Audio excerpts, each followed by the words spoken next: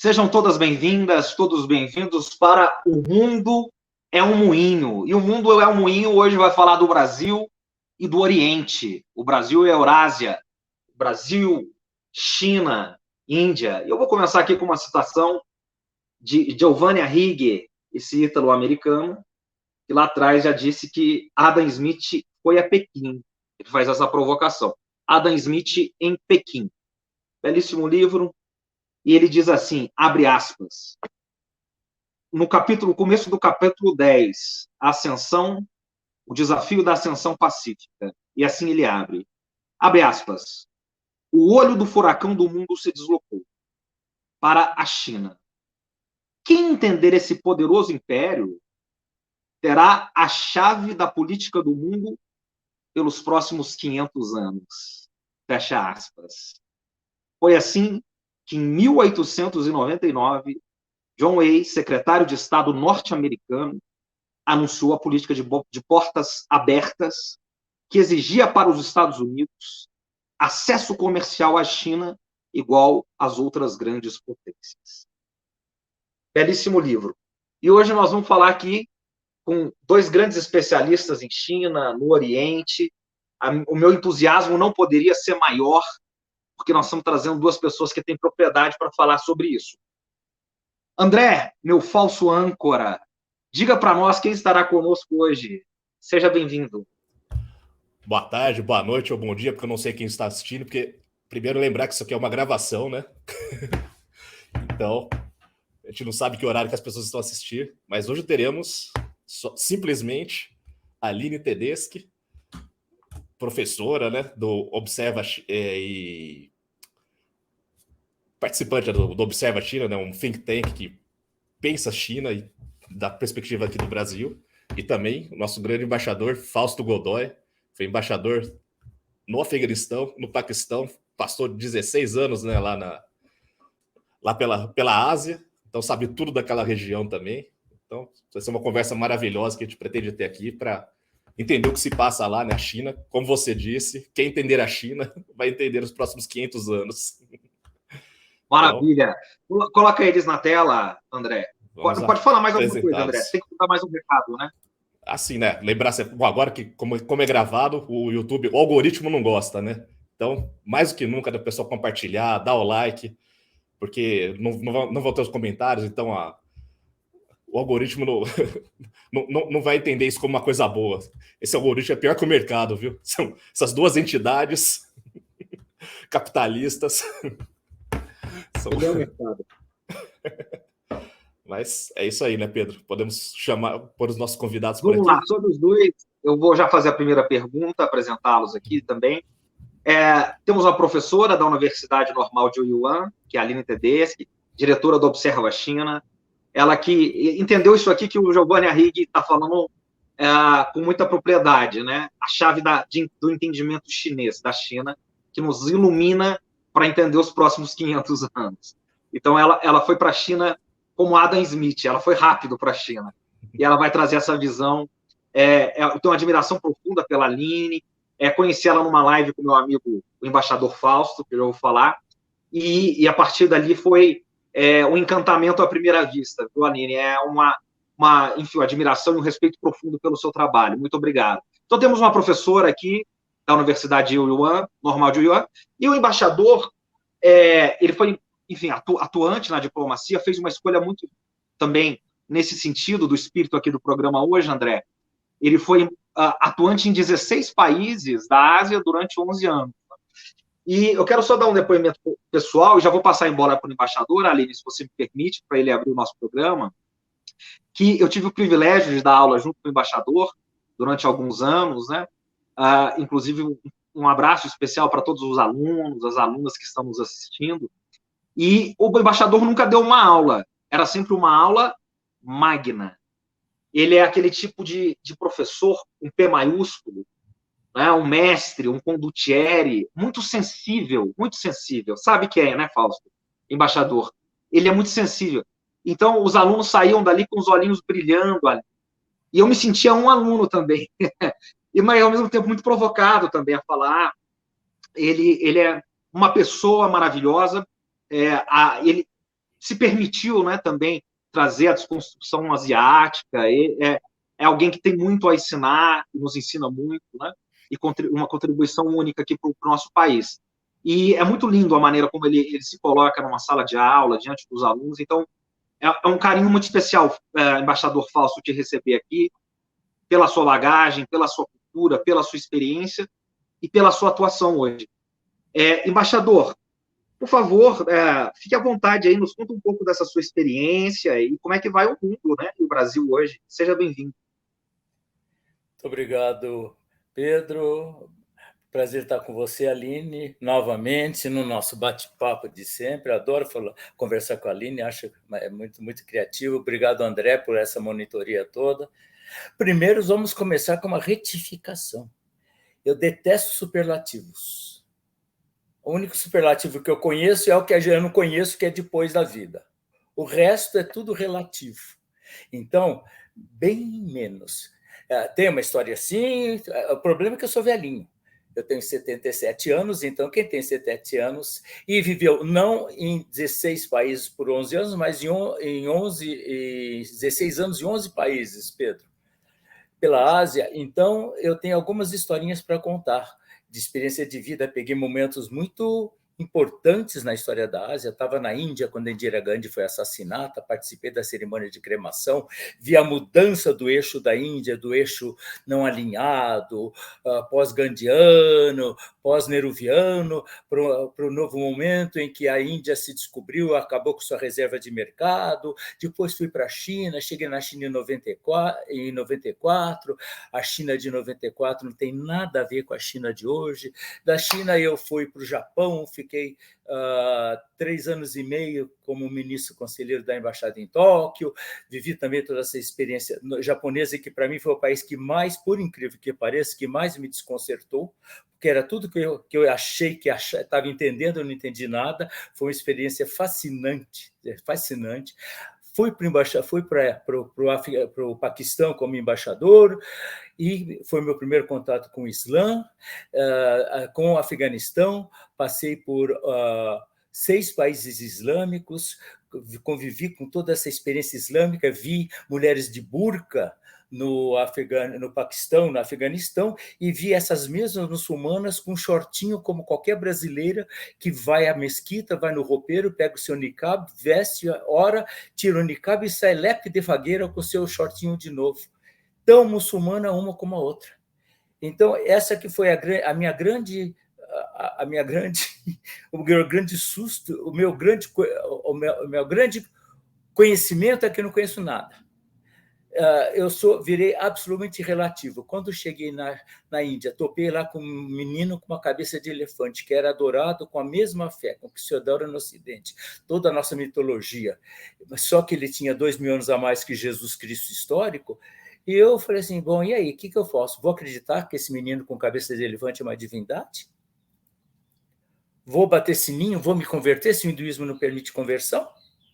Ou vou simplesmente, também não vou renegar, vou achar que isso é tudo uma loucura, vou passar 2 anos infelizes diante desse monumento de civilização que eu estou confrontando? Foi o meu primeiro país na Ásia, minha primeira experiência na Ásia, e vou simplesmente abandonar isso tudo, me trancar junto com os meus coleguinhas diplomatas e falar mal da Índia, porque a Índia é só miséria, desgraça, doença, essa coisa toda, diante desse monumento civilizacional?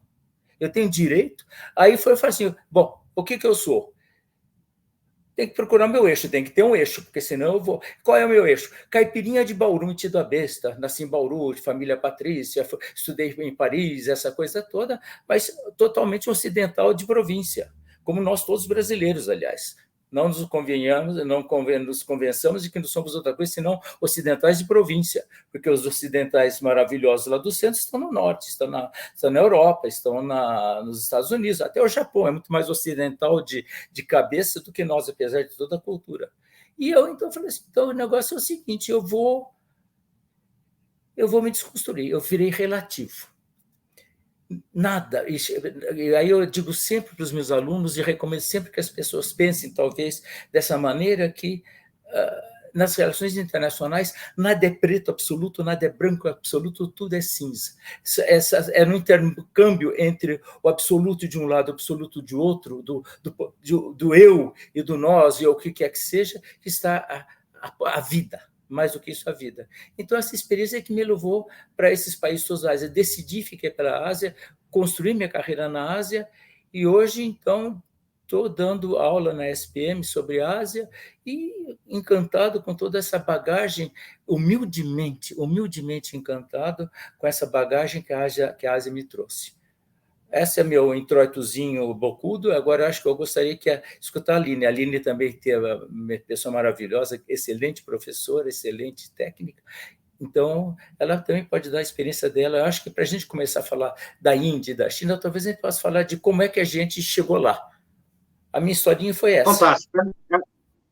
Fantástico, Fausto. Essa é, embaixador, essa é a pergunta para a Aline. Como você chegou lá, Aline? Como você foi parar na China, né, tanto nos estudos, como fazer esse caminho? Porque a gente, deixa eu só fazer uma observação, a gente tem muitos alunos aqui de relações internacionais, de cursos que vão por aí, né? E também muitos ex-alunos, o embaixador sabe, né?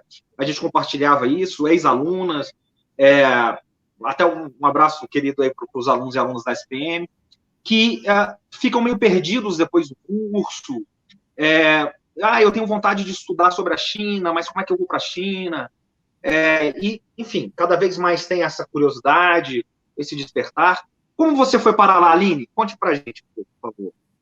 Boa pergunta. Aliás, é essencial, né, para a gente conseguir trazer o conteúdo. Eu acho que quando você tem experiência nesses lugares, muda a sua visão de uma maneira tão substancial que é impossível você voltar ou ser a mesma pessoa depois de uma experiência, né, de passar um tempo em algum país que seja, enfim, antes da gente ir, a gente olha e é, assim, místico quase, né? Porque você não tem muita interação empírica daquilo, que você recebe são informações, né? Então, realmente, faz muito sentido a gente fazer a abertura com isso.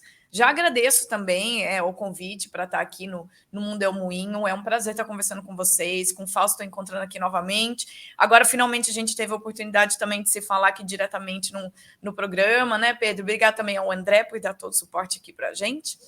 Então, é muito legal estar aqui conversando sobre esses temas. Até porque, para mim, quando eu comecei a me interessar por questões Ásia no geral, eu, na verdade, não estava nem na graduação, e eu sempre gostei muito de filosofias asiáticas. Estou falando um termo geral, que era um termo que eu usava lá na época, tá? Eu estou falando, assim, da Aline com 16 anos de idade, tá? Tá bem novinha. E eu sempre gostei muito de bases filosóficas, sempre li sobre o I Ching, sobre o Yin e Yang, pensei em fazer várias tatuagens, aí disso aí eu fui parar na Índia, e aí, citando o que o embaixador disse sobre o menino cabeça de elefante, que é o Ganesha, tinha minhas estatuazinhas do Ganesha desde muito jovem, e tem uma tatuagem que é um mantra indiano, então sempre foi muito desse mundo, ainda que eu não entendesse que mundo que era, né? Vamos dizer, para mim era distante, mas eu tinha uma curiosidade muito grande para entender, coisa que, bom, óbvio, não preciso nem falar que foi o caminho exatamente que eu segui, né? Comecei a graduação em 2008, e 2009 foi justamente o ano que a China se tornou o principal parceiro comercial do Brasil, foi o ano em que abriu o primeiro Instituto Confúcio no Brasil, que coincidentemente, ou não, foi lá na Unesp de Marília, onde eu fazia graduação, e aí pronto, né? Eu me encontrei nesse mundo de grupo de estudo e comecei a fazer aulas de mandarim, me encontrei nesse nicho de estudos e eu fui levando ele para frente. Fiz aquele primeiro curso de verão do Instituto Confúcio também, que foi lá na Universidade de Hubei, onde anos mais tarde eu fui lecionar. Então, é como assim, olhando de hoje, a minha perspectiva é de que nada foi por acaso. Me parece, né? Dá essa sensação de que, poxa, quando eu fui para a Universidade de Hubei em 2010, que eu nem tinha muito sentido assim do que é que eu ia fazer para mestrado, muito menos doutorado. E eu fui para a universidade onde, e depois, ainda fazendo doutorado, eu fui dar aula, né? Então, assim, para mim parece tudo muito incrível como é que foi o meu caminho, mas O que antes eu achava sorte, hoje eu entendo como parte do meu esforço acadêmico e do meu esforço intelectual para entender coisas que estavam bem além da minha esfera de influência intelectual, né? Eu sou de uma cidade que, enfim, tinha 60 mil habitantes, e depois eu fui para Manila, que eu achei era grande, e depois eu fui para Wuhan e fui conhecer Pequim. Então, nossa, realmente é tudo relativo, né? A ideia de grande, amplo. E o meu caminho foi exatamente esse, de pensando já no método bem chinês de coisas, de entendimento, em círculos concêntricos. Eu fui crescendo em idade, em experiência, e também o meu entendimento intelectual desses elementos aí que eu, né, interagia também foi se ampliando. E aí tudo foi meio que, né, como um Tetris, assim, né, que você vai juntando pecinhas. Hoje eu tenho um entendimento muito maior disso que eu estudo do que eu tinha antes, mas, ao mesmo tempo, quanto mais eu sei que eu não sei nada, né? Então, é um mergulho que, assim, ele não vai ter fim, porque por mais que você tenha uma concepção do passado, do contexto, muda todo dia. A gente está vendo que, poxa, não tem um dia que não tem coisa para a gente falar quando se refere à China, à Índia, né? Essas articulações com o Brasil. E, principalmente hoje, eu acredito que o que nos traz aqui, né, nós quatro, que hoje mais o pessoal que está nos assistindo, é o fato de estarmos num momento de transição do mundo, das experiências, das nossas experiências individuais, né, de nós entre nós e de nós para com as coisas, né, os devices aí, inclusive está cada um aqui num canto e a gente está se falando num novo espaço que é a internet. Né? A gente chama já isso de um espaço, esse espaço vai ter que ser regulado, vai ter que ter uma legislação para isso, e a gente constrói em cima desse espaço, né, novos lugares de comunicação. Então, assim, estou feliz de estar aqui, de falar sobre um momento complexo, né, de transitoriedade, e trocar experiência, que é o que é fundamental, né, para a gente continuar construindo o conhecimento. Já deu um pontapé, já falei bastante já, gente, mas a minha experiência indo lá para a China foi seguir o caminho, tá? Basicamente isso. Fui de pesquisa em pesquisa, e aí fui chamada para ir para lá, foi mais um convite, participei de um processo seletivo e tal, e aí agora estou me preparando para voltar, se possível. Que maravilha. Obrigado pelo depoimento, Aline. Vou mandar um abraço especial aqui para o Francisco, que foi um ex-aluno da Facamp, muito querido, que trabalha com a Aline hoje, lá no Observa China, que também ajudou a fazer essa conexão. Tudo são conexões, né, embaixador? E essas coisas que atravessam a nossa vida. Só para ficar um pouco nessa... E, ao mesmo tempo, a gente vai fazer a análise do cenário internacional, essa coisa também do meio atemporal e tentando entender esse tempo do mundo. Embaixador, você estudou em Paris, né? E o filé mignon da diplomacia, né, aqui do nosso ponto de vista, há 30, 40 anos atrás, há 20 anos até, era essa coisa de ir para o centro do mundo, vamos dizer assim, né, não para a periferia ou semi-periferia, que era essa coisa do centro do Ocidente, né? Era a Europa Ocidental, os Estados Unidos, essa coisa, servia nesses países. E você fez uma escolha muito ousada, embaixador, lá atrás, e corajosa, que foi tentar entender o Oriente, né, e vivenciar, e pisar lá, presenciar. Né? E o André aqui, que na verdade é a grande mente intelectual desse programa, né, ele sempre fala da experiência de quem pisou lá e tal. Por que essa escolha, embaixador, lá atrás? Porque hoje essa escolha é cada vez mais óbvia, embora não tão óbvia, mas cada vez mais óbvia. Como é que você sentiu isso lá atrás, embaixador? E como é que você vê, já emendando, essa China que você conheceu, esse Oriente que você conheceu e o Oriente de hoje? Fica à vontade. Bom, primeiro vamos circunscrever uma vida de 40 anos na diplomacia em na realidade, 16 países e 11 da Ásia. Sendo que, entre esses highlights, esses queridinhos do Ocidente, eu tive o privilégio de servir em Washington e também em Buenos Aires, que foram os meus postos. Buenos Aires é, na meu entender, a embaixada mais importante do Brasil, embora o estado de Washington seja considerada grande, trabalhei nas duas embaixadas como adido cultural em ambas. Então, as relações entre Argentina e Brasil são muito mais densas, são muito mais viscerais, são muito mais unidas e são muito mais disputadas de uma certa maneira, como irmãos que querem procurar o seu espaço ao sol. Enquanto que os Estados Unidos é aquele paizinho que manda e se obedece ou não obedece mais, você é rebelde ou não. Então, isso tudo, eu já tinha essa cabecinha, a cabecinha de Bauru, 6 anos de Paris fazendo faculdade, fiz minha pós-graduação lá, 6 anos de Paris, entrei na carreira, meu primeiro posto foi Bruxelas, o meu segundo posto foi Buenos Aires, portanto, o Ocidente no seu esplendor. Aí, que sabe-se lá o quê, né, Aline? Que eu fosse cair na Índia. Fosse cair na Índia. E pronto, e a Índia me desconstruiu. E foi tão importante esse impacto, que eu, como já disse para vocês antes, eu tive que me decidir. O que eu faço com isso? Eu estou diante de um monumento. Eu estou diante de uma Sherazade. A Ásia, a Índia e a Ásia é como se você estivesse contando os contos da Mil e Uma Noites. A história da princesa, que o sultão se casava, tinha uma noite de núpcias com uma mulher por noite, matava e pegava a próxima.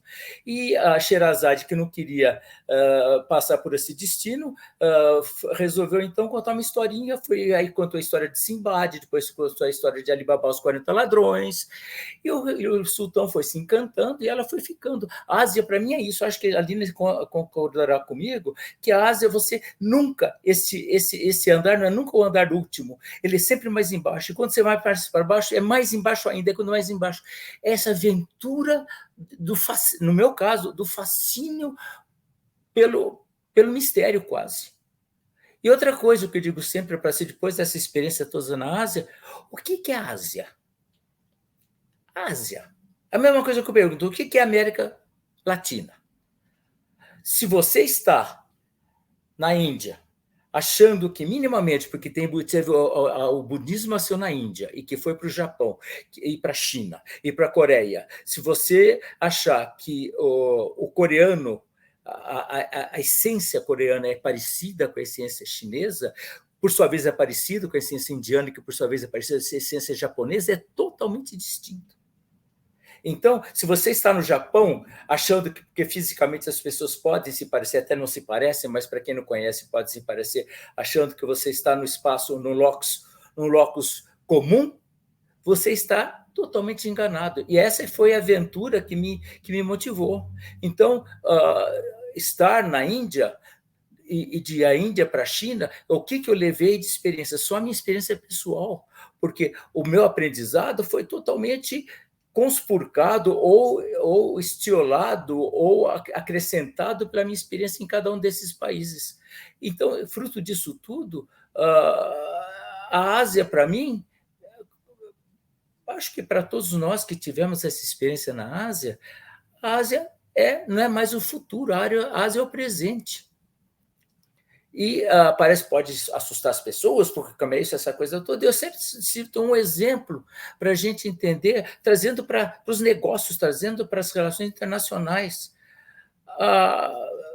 O ano passado, o ano atrasado, foi assinado a Parceria Econômica Regional Abrangente, o RCEP, que é uma parceria, uma zona de livre comércio que une China, Japão, Coreia do Sul, ASEAN, Austrália e Nova Zelândia. Está em processo de ratificação. Vai criar a maior zona de livre comércio do mundo. Os países asiáticos são os principais parceiros deles mesmos. Gente, a China é o nosso principal parceiro comercial. A China, o continente, é o principal parceiro comercial de Taiwan, a ilha rebelde, inimiga, a grande inimiga, entre aspas. Como é que a gente vai entender isso? Isso é importante entender. Gente, você já pensa simplesmente em termos de business.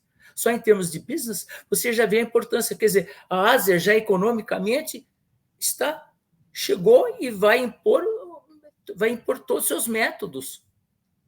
Se você olha para o nosso Ocidente, você olha para afluência da Ásia. O Vietnã, eu servi no Vietnã. O Vietnã, que sofreu uma guerra até 76, que foi trágico. Hoje o Vietnã, um dos principais tigres asiáticos, está numa fase de crescimento incrível, utilizando justamente do seu espaço, do seu relacionamento comum e privilegiado com a China, que terceirizou já a sua mão de obra mais barata, o seu produto menos sofisticado, para esses países todos da região. E o que nós sabemos disso no Brasil? E que importância tem isso para nós no Brasil? Simplesmente 40% das nossas exportações de agronegócio vão para a China. E que sabemos nós, e a Aline pode ser testemunha disso, que sabe a academia brasileira de China? Com conhecimento introspectado, não esse blá, blá, blá, blá, blá de jornal, de Washington Post e New York Times, não adianta. Então, isto é quase que uma missão. Por causa disso que eu estou, voltando à sua pergunta, por causa disso que, em vez de estar aposentado, plantando orquídea, eu estou aqui conversando com vocês e dando aula, pela preocupação que eu tenho, imensa preocupação que eu tenho, pelo desconhecimento que nós temos com relação ao continente que está dominando o mundo. Globalizou, dançou. Fantástico. Não, ouvir o Fausto é um bálsamo. Aline, nessa provocação... deixa eu manifestar o meu carinho aqui, Fausto. Eu não consigo também. Aline, que regozijo. E Aline, igualmente. Aline, já vou passar para você aí. Como é que é viver na China, lecionar em Yuan, essa experiência toda, né? O Kissinger diz que a China é uma civilização disfarçada dentro de um país, né? Essa riqueza civilizacional. E fala para a gente, a partir dessa experiência, né, também um pouco aí de, talvez, desconstrução, e já analisando para a gente o papel da China no mundo, fica à vontade também. Okay? O programa, você é dona e proprietária. Depois eu já te passo essa bola da questão da civilização, tá, embaixador Godoy? A gente já teve essa conversa em outras esferas e acho que está muito bem explicado, né? Da China se vê mais como uma civilização do que propriamente, enfim, aquela construção do Estado-nação colocada pelos processos westphalianos e tal, né? Isso aí é um pouco de história, depois a gente vai chegar lá. Inclusive, a minha experiência lá me modificou. Inclusive, modificou a minha tese em si lá do doutorado, né? Porque eu antes focava muito na parceria estratégica entre Brasil e China. E aí eu me vi num momento, ainda estava para concluir o meu doutorado, e eu me vi num momento em que eu precisava estar ali, né? Não adiantava muito fazer para mim estar ali e continuar no processo de estudo que eu estava, sendo que eu poderia corroborar muito mais, né? Assim, com uma densidade maior, se eu fosse dar uma investigada melhor ali na política externa chinesa. Ainda estudei dentro das estruturas de parceria estratégica e tal, mas aí eu me encontrei numa sinuca de bico, que foi, sempre estudei muito ali a teoria das relações internacionais, vocês já sabem, né? É realismo, é questão de segurança, muito em pauta, lá.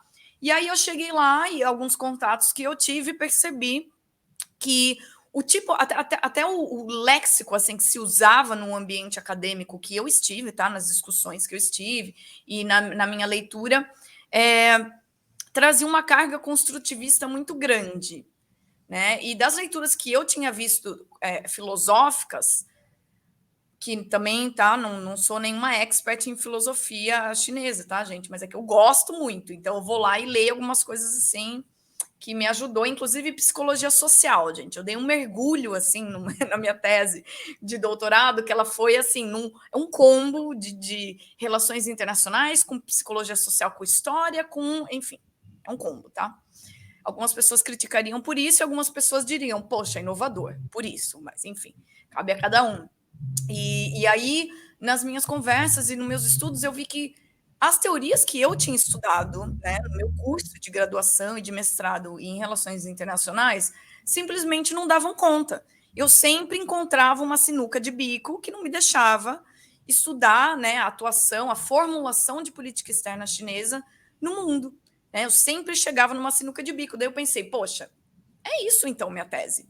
Né? E aí fazer esse resgate, né, de como tem se discutido China nas diferentes teorias de relações internacionais e como as pessoas que estão estudando, os chineses que estão estudando relações internacionais, veem esse processo, que é algo que a gente já está meio atrasado, né? A leitura de chineses, porque agora a gente tem um certo fluxo de tradução, ainda que seja em inglês, porque vai demorar, né? Vai demorar para a gente ter aqui uma base qualificada de que fala fluente chinês para fazer a tradução. Eu mesmo, que eu fazia em alguns textos, eu equiparava o texto em inglês, aí eu traduzia algumas partes que eu tinha dúvida, e aí eu ia procurar o termo que eu tinha dúvida ali em outros textos, eu checava, né? Eu pegava, por exemplo, o termo poder brando, soft power, né? Eu às vezes, eu investiguei isso ali numa parte da tese, então eu checava esse termo, porque ele pode ser, em chinês,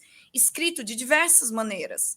Então, quando eu ia ali nas pesquisas de contagem de palavras e tal, tem uma base acadêmica chinesa para isso, é o CNKI, e aí eu tinha que revisar 3 palavras diferentes em chinês, e as 3 davam um cabo de explicar mais ou menos o que seria o soft power para a gente, que também é uma construção, né, intelectual, uma construção teórica. Então você tem que checar direitinho para ver se está falando a mesma coisa, na verdade, para ver se tem ali, se eu não estou comendo bronha ali na minha explicação, né? Tem que checar.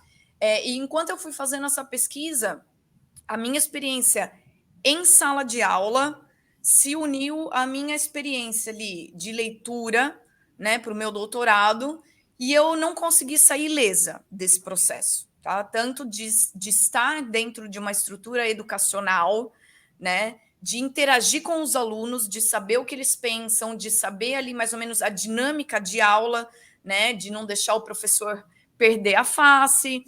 Então, geralmente, aquela dinâmica de sala de levanta a mão para isso, levanta a mão quem prefere aquilo, simplesmente não funcionava, né? Porque são expressividades individuais, né? Do levantar a mão de acordo com a expressão da sua opinião, e aí você gera uma decisão coletiva a partir dali. Só que eu percebi, assim, uma certa resistência em sala de aula de, vai que eu levanto a mão e ninguém mais levanta. Entende? Comunicações assim, pequenas esferas, por exemplo, explicar diferença de identidade étnica e sentimento nacionalista e identidade nacional, tudo isso meio que eu tenho que me virar nos 30 para entender ali o termo que eles usam para isso, tudo, o Minzu, né? Um termo ali que é próprio da construção histórica chinesa, e explicar isso com a minha visão, e ali os textos que eu trazia, né, diversos, e uma construção minha também, uma falha minha, enquanto professora, ainda que eu diversificasse os textos em sala de aula, tinha que ser textos em inglês, porque está aí uma outra dificuldade, né? Não é a minha língua materna, e não é a língua materna dos meus estudantes.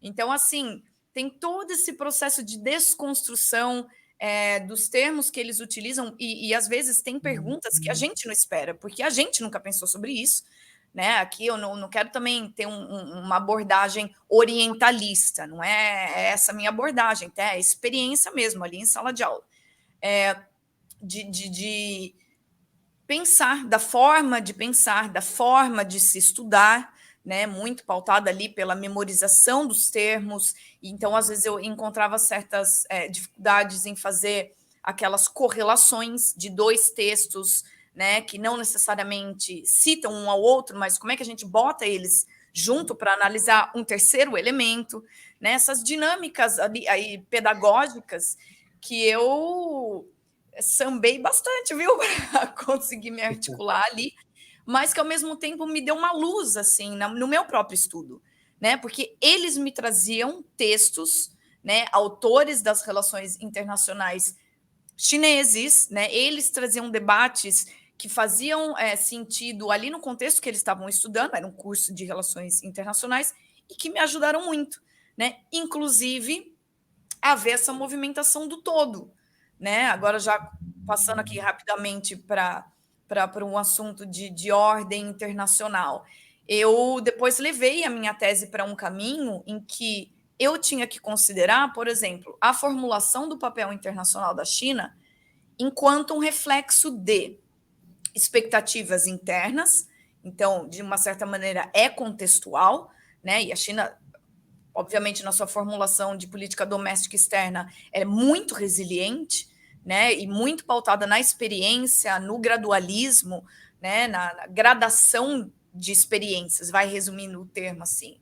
A gente aplica, deu certo, replica, não deu certo, né? Corta, modifica. Então, é um processo contínuo de moldagem, de lapidação de políticas e tal. E aí comecei a entender a formulação de política externa através dessa perspectiva, né? De, ao mesmo tempo, ficar atento assim no radar às expectativas domésticas, às expectativas externas, porque a China passou a ser, né, uma grande alavanca ali das próprias commodities mundiais, né? A gente passou por esse período daí de ouro de commodities entre 2000, final da década de 2000, passando 2010, né? E também, algo que me foi uma novidade tremenda, incluir isso em relações internacionais, uma identidade. Porque, principalmente no realismo, né, que é essa onda muito forte que a gente tem, principalmente agora, com a volta de temas de geopolítica e de desacoplamento, né, do decoupling e uma desglobalização, toda essa onda, né, voltas de nacionalismos e tal, estou falando de uma maneira bem genérica, mas será mesmo que todos os Estados nacionais se comportam da mesma maneira em termos de interesse nacional? Em termos de abordagem de mundo, de abordagem das suas parcerias ou das suas crises, né, e das suas fricções com outros países? O meu ponto de vista foi que, se eu não entendo esse processo histórico, que eu chamei de, né, autodefinição, autoconceituação de quem somos, o que queremos, para onde vamos, enquanto nação ou enquanto civilização, né? Isso daí é outro tema. Eu não consigo ter direito ao entendimento do que é a formulação de política doméstica e política externa, e mais, do diálogo que a política externa tem com outros países, que foi exatamente onde eu entrei, né? Termos como construção do sonho chinês, sociedade ou mundo harmonioso, construção do destino compartilhado, né? Humanidade de destino compartilhado, toda essa terminologia, esse léxico, né, das relações internacionais da China, importa. E eu não estou vendo ninguém estudando isso. E dá uma certa agonia. A verdade é essa, né? De bater termos assim. Por que a China fala que não quer ser a próxima hegemonia? Poxa, alguém aqui está preocupado em saber como é que é o termo em chinês, hegemonia? Né? É a mesma coisa? Não é a mesma coisa? Para começar, eles falam hegemonismo. Qual que é a diferença entre falar hegemonia e hegemonismo? Né? E por que isso faz parte dessa construção chinesa? Por que isso importa para eles? Né? De novo, é desconstrução, gente. Não tem outra coisa que não abrir assim o seu entendimento, inclusive cognitivo, né? Vamos dizer assim, para entender processos que até então a gente não estava acostumado a entender. Né? Então, para já dar o outro pontapé que eu passo para vocês novamente, a gente vai precisar desse processo de desconstrução para entendimento, e a partir do entendimento a gente consegue daí vislumbrar as nossas estratégias nessa nova ordem mundial, ou uma ordem mundial em transição, e por aí vai, né? A Giovanni Arrighi já falava disso aí, né? Talvez o momento em que os Estados Unidos está num processo de dominação mais do que hegemonia, a gente pode entrar isso mais tarde, e talvez, sei lá, num processo cíclico, aí a China vem com seu uma fase mais expansiva, né, de expansão de influência, de orientado ao risco no sentido experimental mesmo, né, de políticas, de economia, de parcerias, de investimento, né, disrupturas em tecnologia, tal, tá nessa fronteira tecnológica, né? Também investimento em risco, a gente não sabe o que vai dar, né? E uma parte importante vai ser entender esse algoritmo, né? Que a gente falou ali no começo, esse algoritmo histórico do passado para a gente entender mais ou menos o que é que vai ser a moeba do futuro aí que a gente está modelando, né? Falei muito, gente, mas vou dar o pontapé também com essa ordem internacional aí, mais ou menos partindo também da minha experiência, né? Fantástico, Aline. A gente poderia ficar que abertura de percepções você joga, né? Você provoca, de abrir os entendimentos. Que aula, André? Deixa eu jogar o André na conversa. O André, eu sei que ele tem pergunta, e ele é a voz da nossa comunidade também, a voz da nossa interação. E eu sei, o André, ele tem um olhar, eu sei que é uma coisa que interessa a ele, que ele estuda, que é as novas rotas da seda. Eu acho que ele vai querer perguntar isso, e não sei se ele tem outras perguntas. Aí, André, a bola é sua.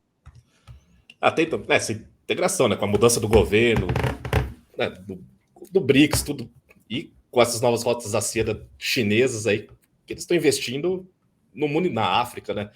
Tava lendo outro dia não, já faz um tempo, que até na Rússia eles estavam começando a plantar soja lá na Sibéria. Que gente maluca é essa? Como se planta soja na Sibéria? Tipo, falar um pouco dessa parte econômica, dessa... Você falou, né, de hegemonia e tudo mais, se isso faz parte desse processo da China de se construir como uma nova potência econômica mundial e a importância das rotas da seda para isso, né? Então, se puder falar um pouco disso. Embaixador, vamos passar para você, depois a gente devolve para. Olha, eu queria mudar um pouquinho de tema, porque eu estou com ciúme da minha Índia. Não, você é dono e proprietário do programa. Ninguém falou da minha Índia. E é uma coisa importante que eu gostaria de discutir, inclusive continuar discutindo com você, Aline, posteriormente, que é muito interessante essa briga Índia-China pela hegemonia regional. Você tem todo o caminho, vamos voltar para a independência em 47 da Índia, vamos seguir o que foi esse momento mundial em que havia um conluio, chamemos assim, do terceiro mundo, então terceiro mundo, contra as grandes hegemonias e essa coisa toda. E aí teve esse deslanchamento da China a partir de Deng Xiaoping, que então leva a China para um outro patamar, e a Índia, que tinha sido assim uma das grandes promotoras do desvinculamento do colonialismo. Não nos esqueçamos que a primeira grande briga anticolonial, a primeira grande luta ocorreu na Índia. Foi a independência da Índia que deslanchou todo o processo de descolonização, inclusive da África. Então, foi o exemplo da Índia com Gandhi, com tudo isso que levou. Então, a Índia, que sempre se achou assim a grande mãe do não alinhamento, de repente se confronta com a União Soviética e que briga, por sua vez, com Mao Tse-tung. A gente sabe qual era a relação amorosa de Mao Tse-tung e Stalin e a União Soviética, essa coisa toda. Aí vamos para a Revolução, a nova, o grande salto em avanço, aquelas maluquices todas. E a Índia, então, ficou. Será que ela ficou? Porque a Índia sempre... O problema da Índia é que, diferentemente, se você olhar para a geografia da Índia, Pedro, Aline, André, se vocês olharem para a geografia da Índia, a Índia é um continente isolado, porque ela é, ao norte, desse lado, cercada pelo Himalaia e, do outro lado, pelo Hindu Kush, que são as montanhas mais altas do mundo. E depois ela dá para o Oceano Índico. Então, na realidade, ela tem toda a característica, tem todo o necessário para se tornar uma civilização ilhéia. Tanto que muito mais ela expandiu cultura, o budismo saiu da Índia e pegou a Rota da Seda e foi pelo mundo afora, principalmente para o Sudeste Asiático, sumiu da Índia, 0,8% da população indiana hoje é budista, o resto não tem mais, e se expatriou.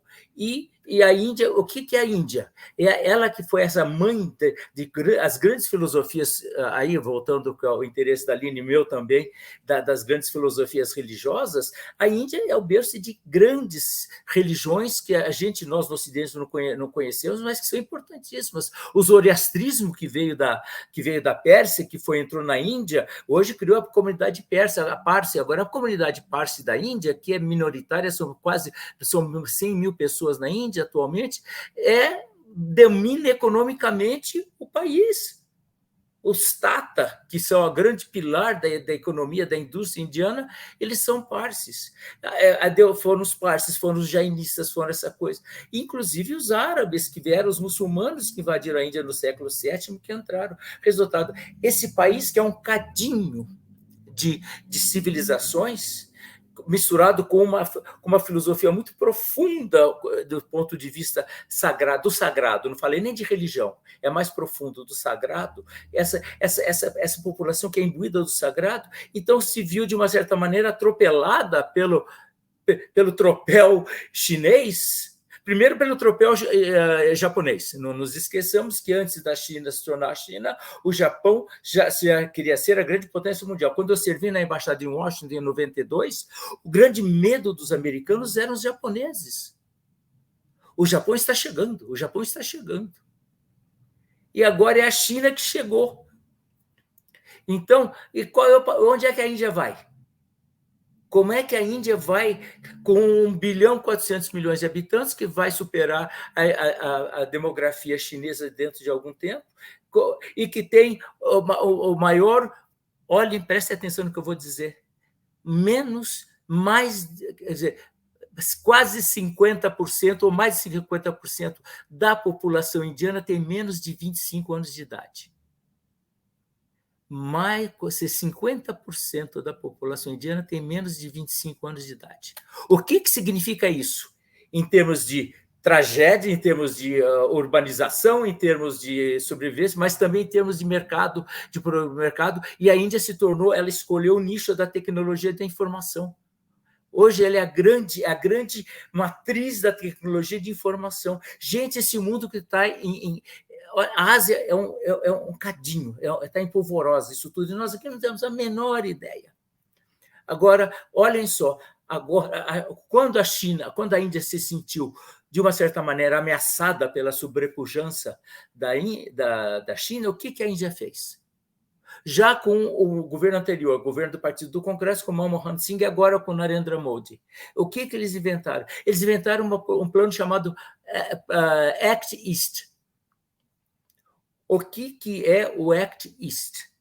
O Act East é simplesmente a Índia delimitou o seu campo de esfera de ação de espraiamento do seu poder econômico, civilizacional, para o leste da Ásia. Pegar a ASEAN, esses países, porque ela sentiu que para cima não dava. Só que vai dar isso com a China, com a nova Rota da Seda? Então, vocês estão vendo todo esse movimento que está acontecendo nessa região, ao mesmo tempo de união através da parceria regional econômica, e ao mesmo tempo de confrontação de quase que político-religiosa. Isso para nós, daqui que estamos tão longe dessas realidades, isso para nós parece algo meio estratosférico, meio mítico, mas não é. Isto é jogo de poder. Isso se chama, como a Aline está falando, uma desglobalização, uma regionalização da globalização, uma outra etapa da globalização. Posso só por um segundo, professor? Foi claro. Em 2019 ou 20, né, que teve uma escaramuça entre os chineses e a Índia. Volta e meia eles têm, André. Né? Não, isso é culpa dos ingleses. Porque quando os ingleses saíram da região, eles fizeram muito mal e porcamente a divisão das fronteiras. O mundo westfaliano que está acabando, graças a Deus. Ou voltando, sabe-se lá. Eles fizeram a divisão e deixaram dois pedacinhos que não coincidem. A Caxemira e essa região entre a Índia e a China, ali nos Himalaias.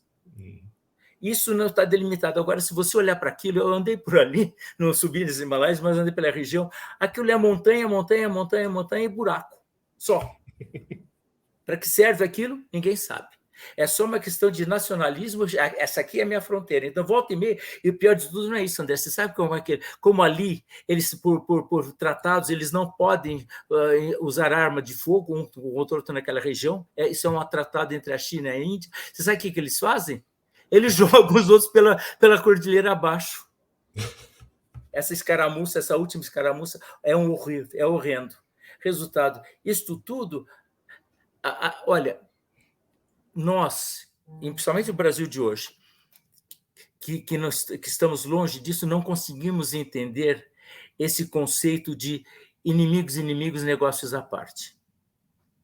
Que a única maneira da Ásia funcionar é manter cada um o seu discurso, o seu pedaço, mas se juntando no que é quase que uma bolha asiática. Eu fico muito impressionado com essa parceria regional. Não sei se vocês estudaram, se vocês estão preocupados com isso. Eu estou muito achando que, no momento em que se criar uma zona de livre comércio comum para todos esses países que já são parceiros, principais parceiros comerciais entre eles mesmos, o que sobra para o resto? Ô, embaixador, aí deixa eu só fechar essa coisa do... A gente está aqui em tópicos fluidos, né? Essa coisa da Índia, para dar para a Aline aqui a bola, e a gente está falando de Índia e China, num acirramento global, digamos assim, né?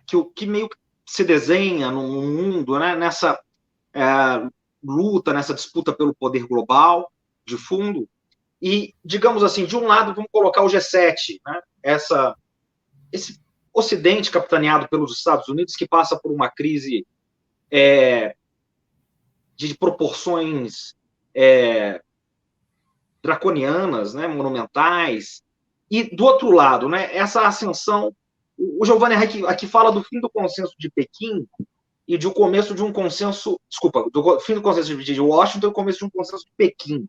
Ele fala isso aqui há 10, 12 anos atrás.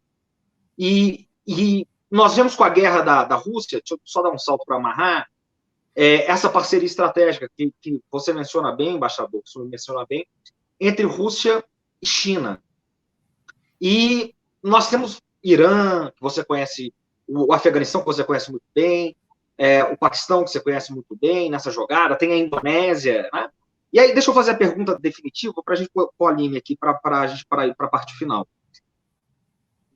Se a coisa for chegando, digamos, numa aporia, assim, numa encruzilhada, a Índia, né, para a gente ficar na Índia, ela que tem uma política externa meio pendular, digamos assim, né? Ela está no Quad, mas também está nos BRICS, né?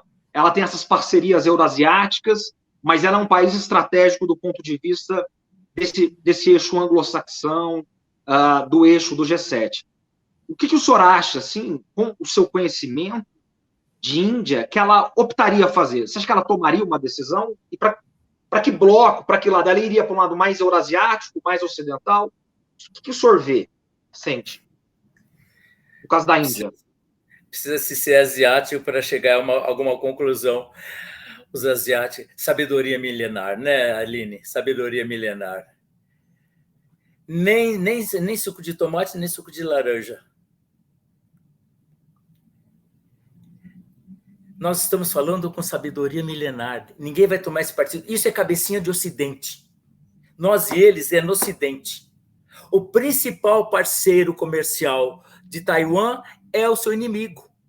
É o continente. Então, o continente não reconhece a existência de Taiwan, mas os empresários taiwaneses estão todos lá nas zonas econômicas especiais do continente, ganhando dinheiro e vinculando. Será que é isso que é esse discurso que a gente não entende? Quando eu cheguei no Vietnã, Pedro, eu falei aquela coisa de ocidental, fui servir lá na embaixada, e eu falei assim, fui assim com essa cara mais de conspurcado, essa cara mais de triste, assim, coitadinhos, como eles sofreram. E lá fui eu conversar com eles. Menino, nenhum rancor. Nenhum rancor. Tem o museu da guerra. Você vai lá visitar o Museu da Guerra, você vê os aviões, você fez isso tudo. Agora, conversando com os vietnamitas, eles disseram, não, mas depois que eles fizeram isso, eles voltaram a nos ajudar, nos levaram a coisa. Nós precisamos deles, nós precisamos dos investimentos americanos aqui para a nossa mão de obra. Você está vendo? Todo esse discurso é que conversar com uma pessoa que já passou por todas essas coisas e vir com essas definições à la ocidental, não funciona, Pedro. Não funciona. A Índia será aliada da China quando convier, e será aliada da Rússia quando convier, e será aliada do Japão quando convier, e será aliada do Paquistão quando convier, e não será aliada quando não convier. Isso, para nós, é o que eu digo, essa coisa de relações internacionais, nada é preto, nada é branco absoluto. É nesses tons de cinza que a coisa acontece. Eu não sei que partido ela tomar, nem sei se interessaria ela tomar partido, ou se ela tomaria partido temporariamente, cinicamente, em função dos seus interesses próprios. Fantástico. O chanceler da Índia, ele disse exatamente isso, né? Ele deu uma entrevista para a CNN dizendo exatamente isso, dizendo a gente não tem que escolher um lado. Ele disse isso. Aline, deixa eu passar a palavra para você, que está todo mundo querendo te ouvir, né? A gente já está na parte final. A gente vai fechar com você e depois vai fazer as considerações finais com vocês. Gostaria, né, Aline? Mas é isso, né? São tópicos fluidos aqui, você que vai decidir o que você quer falar. Que você falasse um pouquinho da China, das novas rotas da seda para cá, o que você está vendo do governo Xi, a terceira reeleição do Xi. Fazer uma amarração aqui agora do presente para a gente, mas você fica à vontade. Ótimo. Vou fazer até um resgatinho aí filosófico, já que a gente estava gostando do papo, para chegar justamente e corroborar, inclusive, o que o embaixador disse sobre a nossa visão quando a gente faz essas análises, né? Isso se transporta também para as iniciativas de investimento em infraestrutura, como o Cinturão em Rota, né? Ou Nova Rota da Seda, porque a gente tende a ponderar estrategicamente as coisas entre o bom ou o ruim, né? É tudo ou nada, ou, enfim, é uma maneira bem maniqueísta, né, de ver as coisas, e eu não entendo mais dessa maneira. Para mim, ter uma visão estratégica, depois de ter passado e ter estudado alguns elementos, que ainda estou bem longe de saber realmente o grosso da coisa, tá? Tenho essa ciência, mas é de que as coisas estão sempre em transformação e elas dificilmente vão se mostrar para a gente na sua totalidade, exatamente por causa dos processos de transformação. Travei? Não. Então, tá. Pode. Então, a partir do momento que a gente consegue conceber de que todas as parcerias, todas as iniciativas, estratégicas ou não, elas são, voltando para o nosso tópico lá, né, fluidas. Ou seja, a única permanência é a inconstância, faz muito sentido a contextualização da coisa, né? A contextualização das suas parcerias, a contextualização das suas estratégias, e isso tem que ser revisto constantemente. É exatamente um dos pontos que está dando muito certo para a China, inclusive, né? Em termos assim de base de construção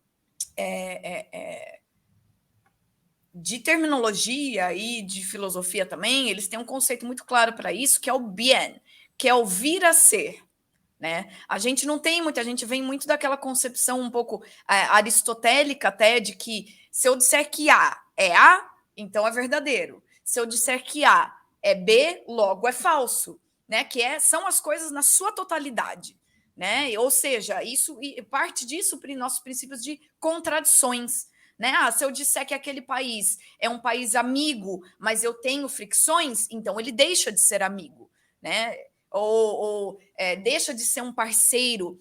E no seu ponto de vista chinês, geralmente isso não é verdade, né? Por isso que geralmente na instrução ali da consolidação das suas parcerias bilaterais, de preferência para a China, tá? Porque é muito mais fácil a gente decidir em dois os nossos interesses do que a gente decidir entre todos, isso é óbvio. Então, a China tem uma grande preferência por parcerias bilaterais. Ela vai colocar exatamente essa perspectiva. Por que a gente vai focar em resolver as nossas contradições e nossos pontos de fricção se a gente pode resolvê-los avançando pontos de pauta que são de interesse nosso, né? Então, você acaba eliminando esses pontos de fricção, não por conversar sobre eles ou por tentar resolvê-los no choque, mas por avançar pontos de cooperação, né, de possível áreas de cooperação, porque aquelas coisas elas vão se resolver meio que por si só, né? E isso reflete muito um posicionamento, inclusive filosófico, que vem da Índia, através do budismo e do hinduísmo, que é a concepção da teia de Indra, ou rede de Indra. Essa é uma metáfora usada para ilustrar uns conceitos como o conceito do vácuo, né? O conceito de originação dependente, portanto, de codependência, né? De interpenetração. Então, um país ele não pode existir sozinho. A China vive falando isso, gente, em todos os discursos, pode reparar. A China precisa dos outros e os outros precisam da China. Isso também não é à toa. Porque o que é essa rede de Indra? É como se fosse assim, sabe quando chove e fica um monte de bolinhas de água na folha? E essas bolinhas de água servem como se fosse um espelho, né? Elas refletem o tudo que está à volta. E as outras bolinhas que estão em volta também refletem essa bolinha. É mais ou menos esse o pensamento. Não tem como existir solo. Tudo está em relação a todo momento, essas relações são construídas de acordo com o contexto, elas são todas mutáveis. Então, como é que eu vou me alinhar a um país que, enfim, partindo do pressuposto de constante mudança, pode reverter absolutamente a sua política doméstica, seu papel externo, suas prioridades, seu contexto social, mesmo que seja um país estável, tá? Essa estabilidade também pode mudar mais para frente. Então, eu, como estratégia, né, enquanto país, também tenho que ter essa flexibilidade. Para mim, eu acho que China e Índia entenderam isso aí já, porque está no cerne filosófico da construção, da formulação ali das suas políticas, da sua estrutura, burocracia, né, e tudo mais. São países em relação, e essas relações são mutáveis, né? De nossa parte, né, enquanto Brasil, seria muito retrógrado e improdutivo se a gente escolhesse lados, né? Mesmo no caso de eleições ali entre China e Índia, e entre China e Rússia também, tá? Eu vejo muita gente falando, a parceria sem limites China e Rússia. Cara, a China e a Rússia têm várias fricções ideológicas, inclusive, de como estabelecer ali o marxismo-leninismo, que hoje em dia parece que acabou, né? Esqueceu que, na verdade, tem certas fricções, só que China e Rússia e China e Índia têm essas barreiras geográficas que, de certa maneira, apaziguam essas fricções por barreiras geográficas mesmo, né? A gente tem ali a cadeia do Himalaia, para cima também meio que deixaram um buffer state ali, né? Da Mongólia, também estamos estabilizados, ainda que, né, gente? Esse ano a gente teve o anual treinamento militar entre Índia e Estados Unidos, e esse treinamento já foi feito em altitudes. Enfim, a gente tem uma certa fricção ali. Por quê? Aí volta na iniciativa Rota da Seda. Um dos porquês a gente não tem muita fricção nessa região, inclusive, como o embaixador bem colocou, a gente não tem infraestrutura ali, né? É um cenário inóspito, inclusive, né? Tem o acordo para não ter armamentos pesados ali, então tem muito conflito de corpo, né? Se tiver, ele vai ser um conflito de corpo, porque você não tem base para avião, você não tem ferrovia, não tem rodovia, né? A primeira coisa que tem que se pensar é a subsistência de soldados ali nessa região, né? É uma região, enfim, que por si só ela já vai apaziguar as fricções que eles tenham ali, né? Então, acho, enfim, difícil até para a gente mensurar o nível e a profundidade de parceria entre China e Rússia, pelos mesmos motivos, entre China e Índia. Esses três países também se veem como civilização, Tá? Isso é importante a gente colocar. Então, portanto, fronteiras são também fluidas,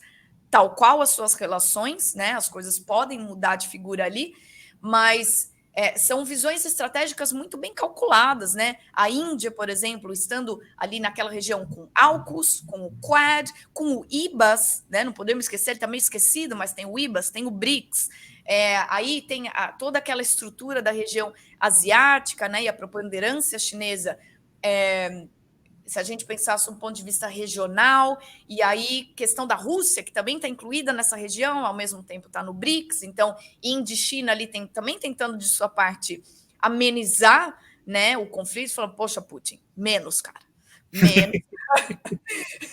Vai gerar problema, vai espiralar esse problema, ninguém está querendo problema para agora, né? A gente precisa se focar aqui no nosso crescimento doméstico. A Índia teve problemas e ainda tem com Covid, a China também.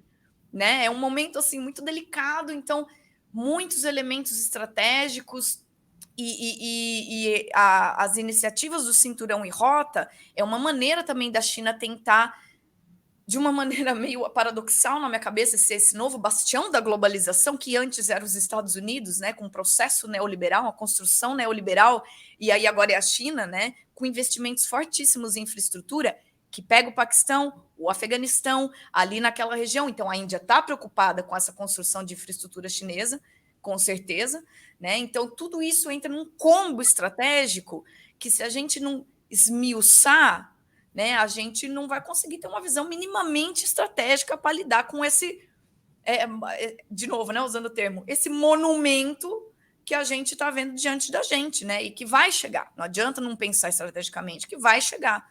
Né? Então, parar um pouquinho com essa visão de um ou outro, ter uma visão de um e outro em termos analíticos, em termos de projeto, de fixo, projeto mesmo, em termos de construção de parcerias.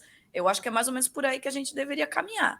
Vou fechar com isso. Uma perspectiva aqui de Brasil, né, para a gente construir. Bravíssima. Bravíssima, bravíssima. Dá vontade de aplaudir, né? É uma sabedoria e inteligência, deleite. Que maravilha. Não, mas eu vou dar 30 segundos aqui, porque o André está me avisando. O André é o nosso articulador aqui, o nosso camisa 10. Que o tempo está estouradíssimo, a gente vai precisar fazer outro encontro desses, com certeza, nós vamos organizar isso. Eu sei que o embaixador está indo para a Índia. Quando ele voltar, a gente vai organizar outro encontro desses. Está sendo maravilhoso. Embaixador, considerações finais. O embaixador ele é professor da SPM, ele tem um projeto cultural também extraordinário, um museu, né, embaixador, uma galeria do Oriente. Você fica à vontade aí para fazer essas considerações finais, embaixador, e falar onde a gente pode te encontrar. Bom, para me encontrar vai ser complicado dentro de um mês e meio, porque estou de saída. Dia 10, bye Brasil. Lá vou eu para minha Índia. Vou sair lá, pegar minha turminha e vou andar por lá. Vou subir até o Nepal. Eu queria até a Mongólia e queria até o Irã, fantasia. Não consegui. O Irã era eu tenho 2 projetos de vida, por ainda tenho que fazer. Um é o Irã e o outro é a Mongólia. O resto já, se deu, se não deu, desce. Mas o Irã e a Mongólia estão no meu projeto. Eu ia para o Irã, agora não deu por razões óbvias. Então eu vou para a Índia agora. Estou saindo semana que vem. E só volto em janeiro. Foi um enorme prazer. Eu gostei tanto dessa nossa conversa, mas tanto da nossa conversa. Aline, você é genial. Te agradeço muito essa coisa. Eu acho que a gente sabe o que é? É índio que viu luz, não consegue dormir mais às 8 da noite, tem que acender a luz. Então, a gente viu luz, quer dizer, a gente viu uma outra coisa, e a gente acha essa fruto dessa nossa experiência, nós pensamos mais ou menos em sintonia, porque passamos por experiências muito parecidas, e, por sorte, tivemos isenção de espírito e generosidade e modéstia suficiente para aceitar o outro, a alteridade, coisa que está tão faltante no Brasil, é o respeito ao outro. Então, eu te agradeço, Pedro, agradeço você, André, essa acolhida, e Aline, mais uma vez, fã de carteirinha. Te agradeço muito. Foi um prazer, gente. Um grande prazer. Obrigado pela generosidade, embaixador. Aline, que metáfora maravilhosa. É isso mesmo. Você foi luz aí nessas trevas, tem sido, né, em todas as suas situações.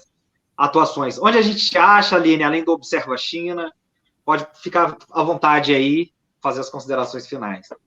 Poxa, depois disso não tem como agradecer. Não agradecer, né, gente? Zerei a vida. Zerei, vou agora sim eu parto para aprofundar mais os estudos.